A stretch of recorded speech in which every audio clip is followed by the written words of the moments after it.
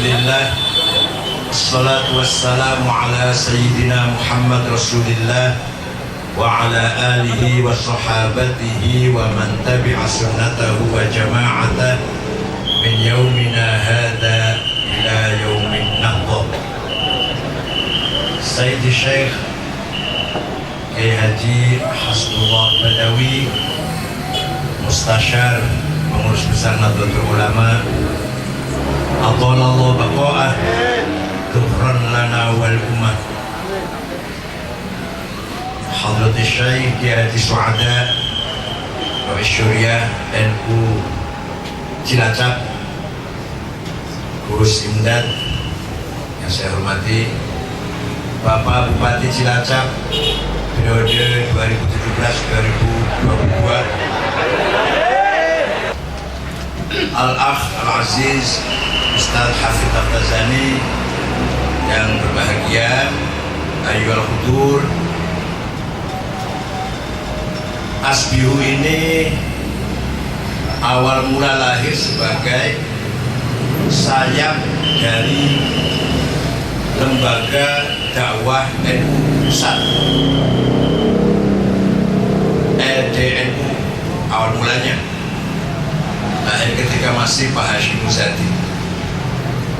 Kemudian sekarang memperluas sayapnya dan mengembangkan aktivitasnya sehingga insya Allah bertaraf nasional, bukan hanya untuk orang NU.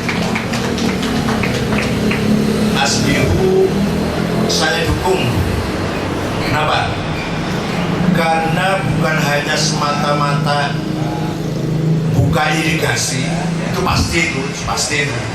Ghanimah pasti kan.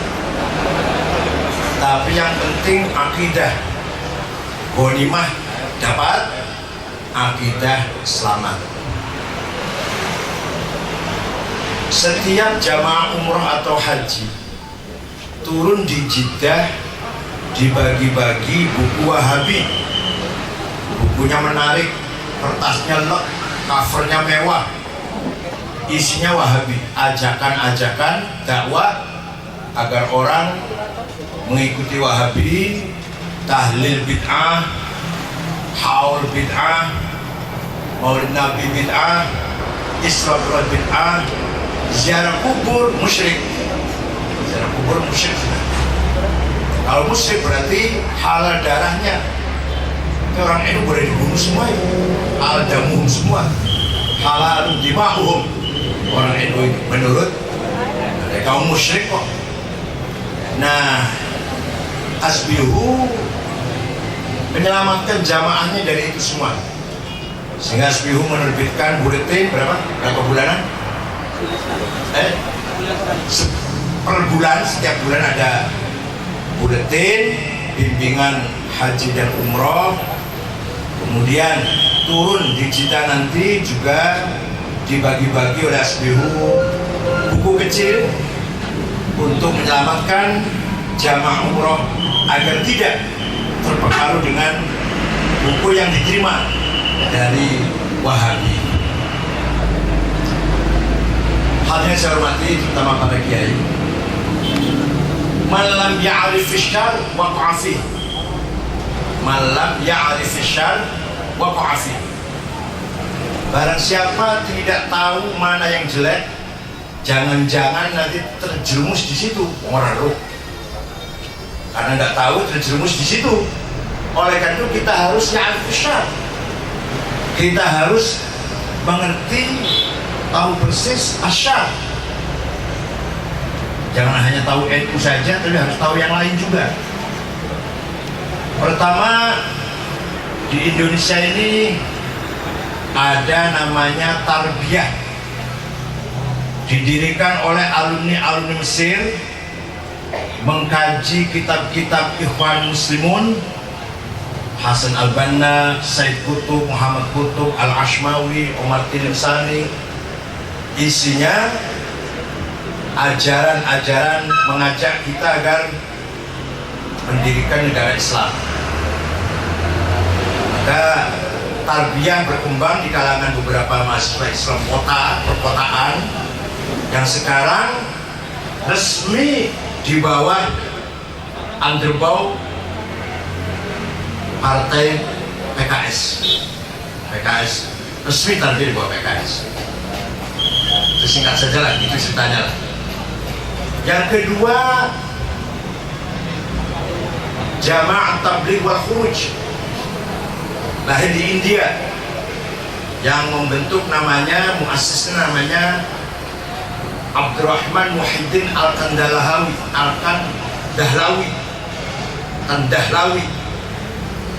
Ajarannya, setiap orang Islam harus pernah seumur hidupnya sekali paling tidak meninggalkan keluarganya 4 bulan.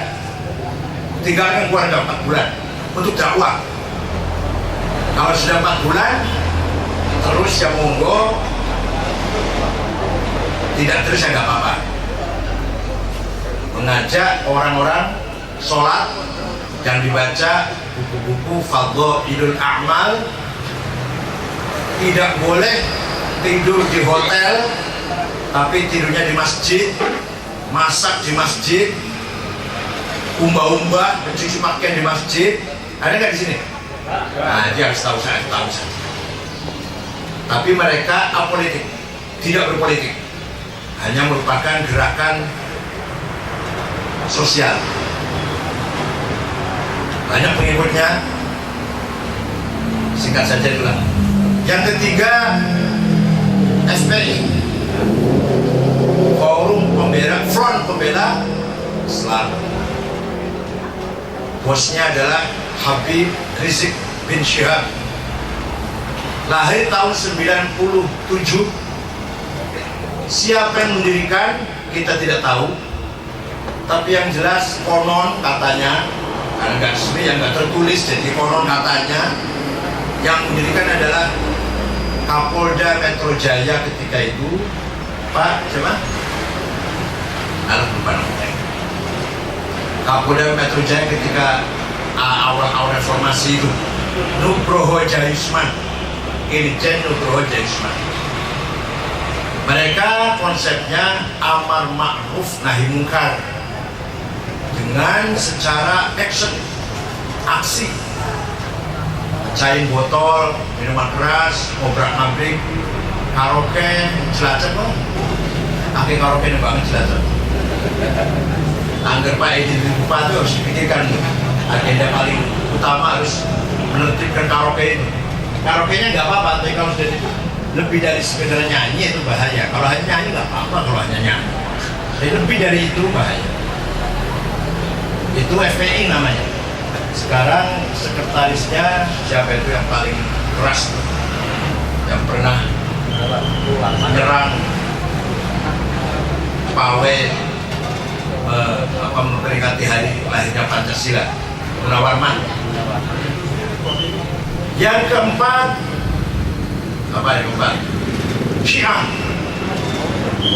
Syiah pertama kali muncul dan terorganisir dibangun oleh Sayyid Hussein Al-Habsyi dengan mendirikan pesantren namanya Yapi di Bangil, Pasuruan. Ketika itu didukung tenaga-tenaga muda, ada namanya Hadi Al-Hadi, ada namanya Dr. Sulaiman Suherman, sampai sekarang masih ada. Dan ternyata Syiah mendirikan yayasan-yayasan di seluruh tanah air sampai 65.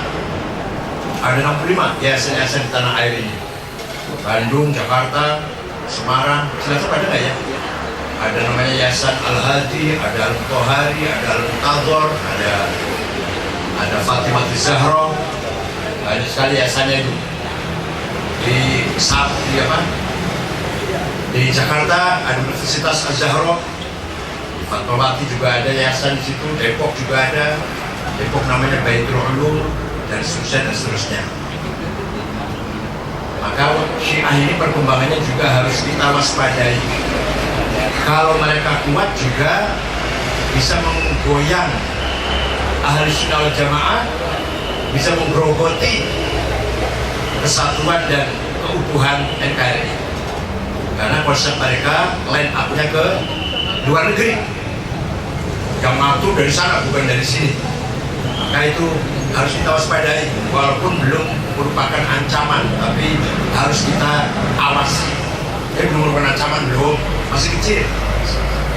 Biasanya banyak kan, tokoh-tokohnya banyak yang terkenal. Ahmad bin Muhammad Barobah di Pekalongan yang paling terkenal, tokoh Syiah paling aktif. Yang kelima, Wahabi. Wahabi mulai pesat berkembang tahun 80-an ketika Saudi Arabia membuka lembaga bahasa Arab di Jakarta. Direkturnya namanya Abdul Aziz Ahmad, masih bujangan. Kemudian dapat istri Arab dari Bogor.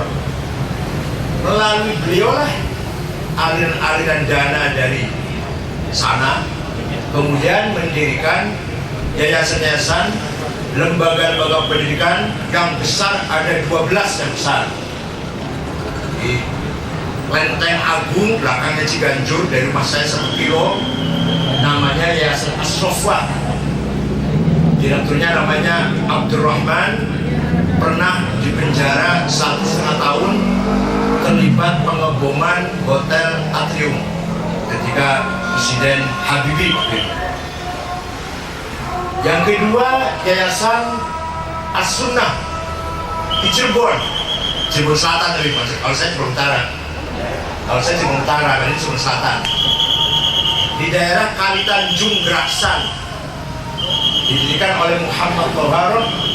Sekarang bosnya namanya Salim Bajiri, tadinya bersama-sama dengan Umar Baswed, dan ada lagi namanya Yusuf Ba'isa Al-Irsyad.